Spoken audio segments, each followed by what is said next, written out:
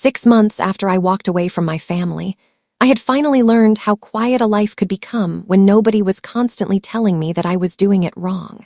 But on an icy Tuesday morning in Portland, Oregon, a courier knocked on my apartment door and handed me a thick envelope that immediately brought every old argument rushing back. My name was printed across the front beneath the seal of a law firm in Seattle, and although I had no idea what was inside, my hands went cold because the last time my parents had contacted me, my mother had stood in their kitchen and said, "You can leave if you want, Natalie, but don't expect us to chase after you when you realize you need us." Name is Natalie Mercer, and for most of my 29 years, I had been the person my family called whenever something needed fixing, whether it was negotiating a contractor's mistake, sorting through confusing insurance paperwork, arranging payments for my father's business, or quietly repairing problems my older brother Ethan created and then forgot about.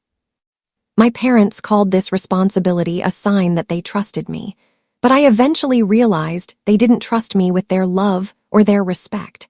They trusted me to clean up the consequences of everyone else's decisions while smiling as though I were lucky to be included.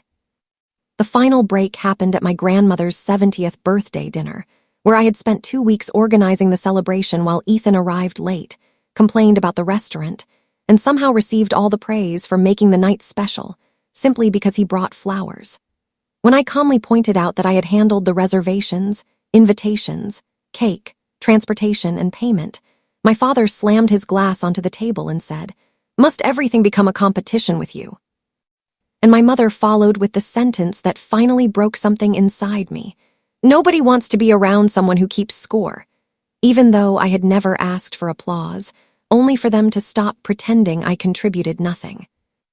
I drove home that night through heavy rain, parked beneath the flickering light outside my apartment, and sat in my car for nearly an hour listening to water hammer against the windshield, while I realized I was exhausted from trying to earn a place in a family that had already assigned me a role. The next morning, I sent one message to my parents explaining that I needed distance and would no longer manage their personal affairs, and my mother responded within minutes with a laughing emoji followed by, "You'll come crawling back when life gets difficult," while my father simply wrote, "Fine," as though 29 years could be dismissed with 4 letters.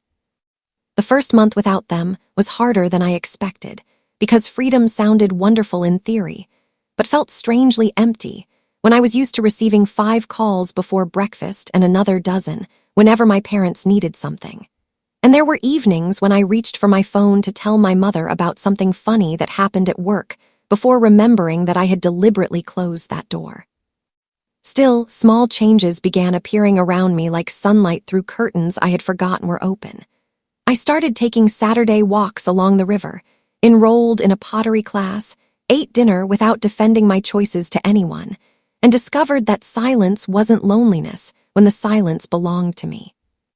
By the 3rd month, I had stopped checking my phone whenever it buzzed, and by the 4th, I realized I had gone an entire week without wondering whether my mother was angry with me, which felt less like victory and more like waking from a dream I hadn't realized I was trapped inside.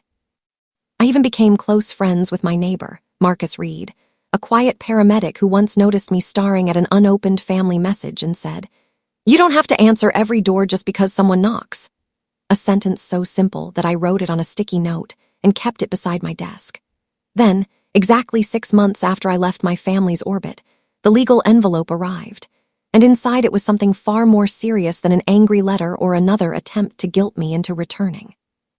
A property management company was preparing to foreclose on a lakeside cabin that my parents had owned with my late grandmother, and according to the documents, my name appeared on an old ownership agreement because my parents had transferred a small percentage of the property to me years earlier without ever properly explaining what that meant.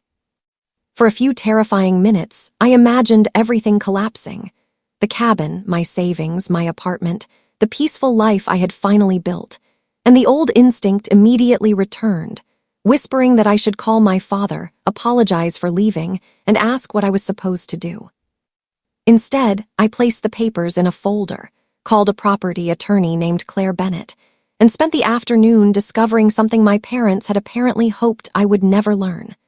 The documents they wanted me to sign would not simply remove my name from the property, but could potentially make me responsible for a portion of a debt they had taken against it.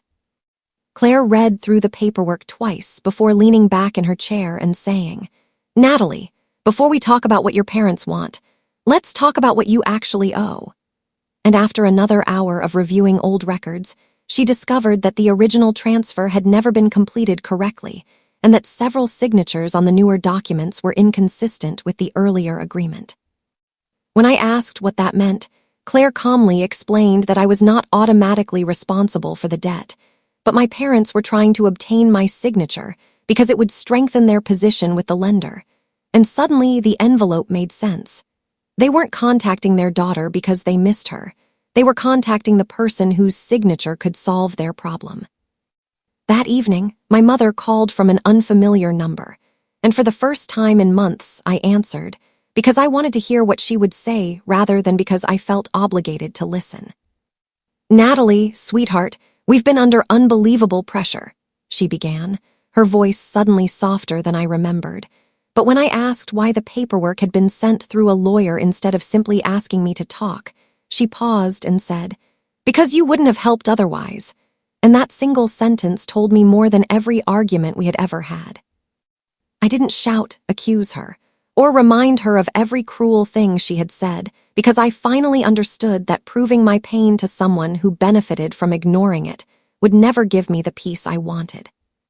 I told her, "I'm sorry you're dealing with a difficult situation, but I won't sign anything until my attorney confirms that it protects me, and if that means you need to find another solution, then that's what you'll have to do."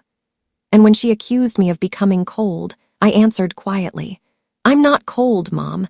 I'm finally careful about where I spend my heart." Weeks later, Claire helped me negotiate a clean legal separation from the property issue without accepting my parents' debt. And although the cabin eventually had to be sold, the proceeds were enough to settle the legitimate obligations while preventing the financial burden from being transferred to me. My father never apologized, Ethan never called, and my mother sent one final message saying that I had changed. But instead of feeling wounded by those words, I smiled because change was exactly what had happened. I had stopped confusing obedience with love, guilt with responsibility, and family loyalty with surrendering my entire life. A year after that envelope arrived, I returned to the river on a warm September morning with a cup of coffee in one hand and a small pottery bowl from my class in the other. And I realized I no longer wondered whether my parents would someday understand why I left, because their understanding was no longer the condition for my happiness. I had not defeated them, punished them, or made them regret losing me. I had simply built a life in which their approval was no longer required, and when my phone remained silent that morning, I didn't feel abandoned. I felt free.